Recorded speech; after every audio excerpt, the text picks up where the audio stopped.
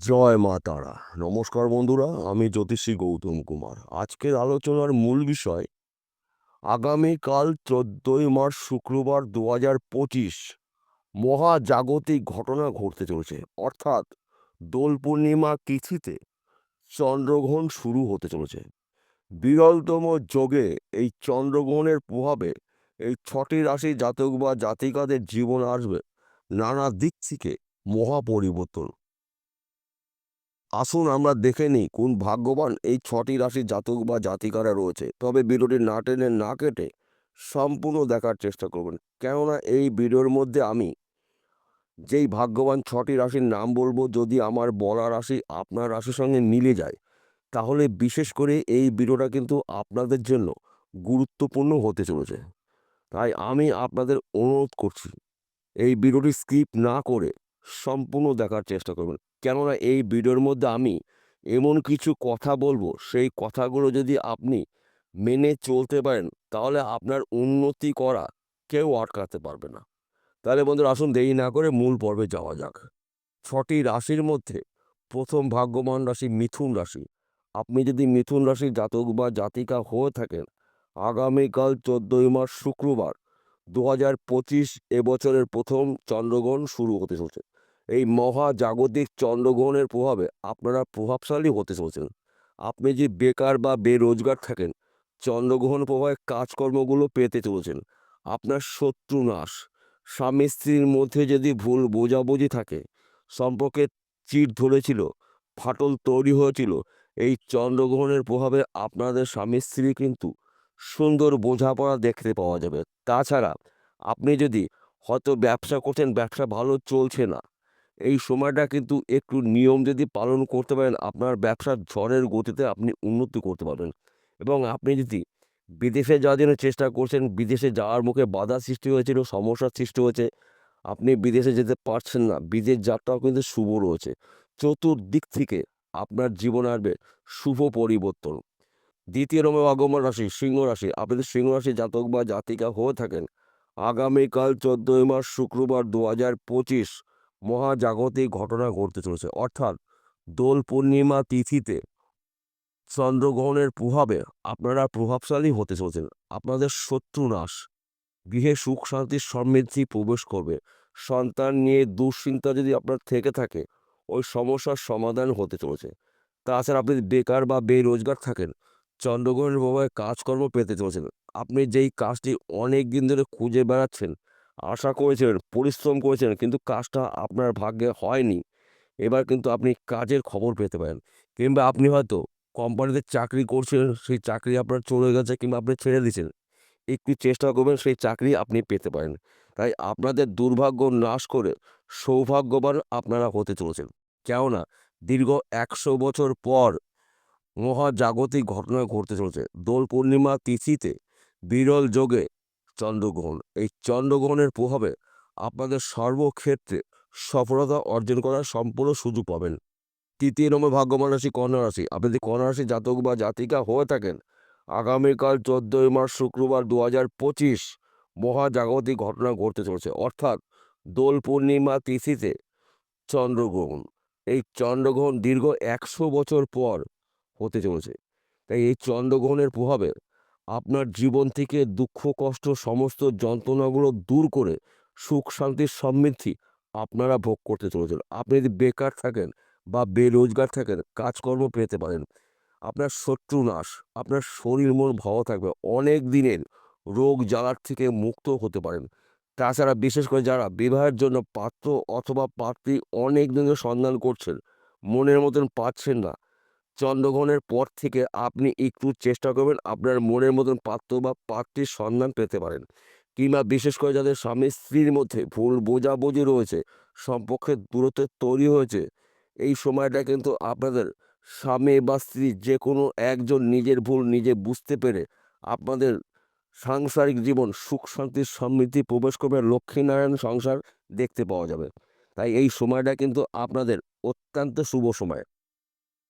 চতুর্থ নম্বর ভাগ্যবান রাশি বৃশ্চিক রাশি। আপনি যদি বৃশ্চিক রাশির জাতক বা জাতিকা হয়ে থাকেন, আগামীকাল 14ই মার্চ শুক্রবার 2025 এবছরের প্রথম চন্দ্রগ্রহণ। অর্থাৎ মহাজাগতিক ঘটনা ঘটতে চলেছে। দোল পূর্ণিমা তিথিতে শুভ চন্দ্রগ্রহণের প্রভাবে আপনাদের শত্রু নাশ, শরীর মন ভালো থাকবে, হঠাৎ অর্থপ্রাপ্তি রয়েছে।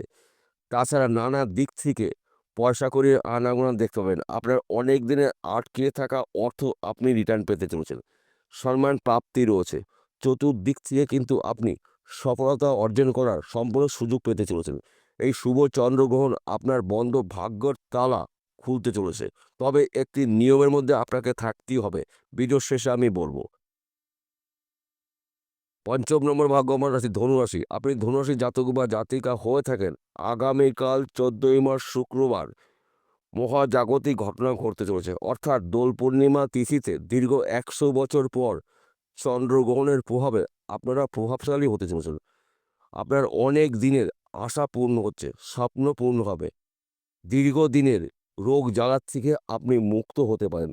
শত্রু নাশ, হঠাৎ অর্থ প্রাপ্তি রয়েছে। গৃহে সুখ শান্তি সমৃদ্ধি প্রবেশ করবে। সন্তান শিক্ষা শুভ, প্রেম ভালোবাসা দাম্পত্য অতি শুভ। স্বামী স্ত্রীর মধ্যে সুন্দর বোঝাপড়া দেখতে পাওয়া যাবে। অর্থাৎ যেই বিষয়গুলো নিয়ে আপনি অনেক দিন ধরে দুশ্চিন্তা করছেন, আপনার দুশ্চিন্তা অবসান হতে চলেছে। তাছাড়া এই সময়টা কিন্তু আপনার সম্মান প্রাপ্তি রয়েছে। আপনি যদি চাকরির জন্য প্রচেষ্টা করেছিলেন, চাকরির ভালো খবর পেতে পারেন, তবে আপনাকে চেষ্টা চালিয়ে যেতে হবে। কিংবা আপনি চাকরি করছেন, চাকরির ক্ষেত্রে সমস্যাগুলো মিটে যাবে। তাছাড়া আপনি যদি ব্যবসা করেন, সে ব্যবসা ছোটো হতে পারে, মাঝারি হতে পারে, বড় হতে পারে, যেকোনো ব্যবসা হতে পারে। ওই ব্যবসা চলাকালীন আপনি চতুর্মুখী আয় উপার্জন করার সুযোগ পাবেন। অর্থাৎ মহাজাগতিক ঘটনা ঘটতে চলেছে ১৪ই মার্চ শুক্রবার ২০২৫ সালের থেকে আপনার জীবনে আসবে চতুর্দিক থেকে শুভ পরিবর্তন। ৬ষ্ঠ নম্বর ভাগ্যবান রাশি আপনি মীন রাশি জাতক বা জাতিকা হয়ে থাকেন, আগামীকাল ১৪ই মার্চ শুক্রবার ২০২৫ আপনার জীবনে আসবে মহা পরিবর্তন। ব্যবসা ক্ষেত্রে সফলতা আসবে। হঠাৎ অর্থ প্রাপ্তি রয়েছে। মামলা মকদ্দমা যদি থেকে থাকে ওই সমস্যার সমাধান হতে চলেছে। বেকার বা বেরোজগার থাকলে কাজকর্ম পেতে চলেছেন।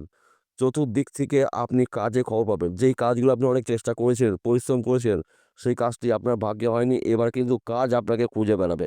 তাছাড়া এই সময়টা কিন্তু আপনার কাজের উপরে প্রেশার আসবে। তাই আপনারা এই ৬টি রাশির জাতক বা জাতিকারা কাজের উপরে লক্ষ্য স্থির করে আপনার গুরুত্বপূর্ণ কাজগুলো আপনারা শুরু করুন। দেখুন আপনার ভাগ্যের চাকা ঝড়ের গতিতে ঘুরতে পারে।